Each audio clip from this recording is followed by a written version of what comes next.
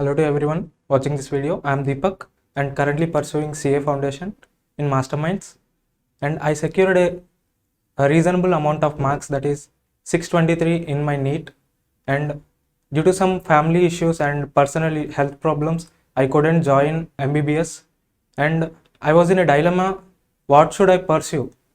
Nowadays everyone are pursuing degrees, and I think a degree will not stand out that much as compared to MBBS. So I wanted to choose a professional degree. So I was in a dilemma whether to choose CA or any other course.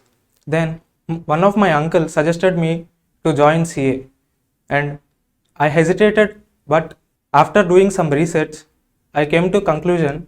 I thought that CA will stand out in crowd even, but I hesitated whether I can become a chartered accountant or not. And everyone in the society even says that chartered accountancy is very difficult. You cannot become a chartered accountant very easily. You should fail multiple times and you will take multiple attempts to get passed out of chartered accountancy. So I did even research about that, and I found out some of good and some bad. And the good is the chartered accountancy course is very financially friendly and even very easy to pursue when compared to the NEET and JEE. Even I secured 623 marks in my NEET exam.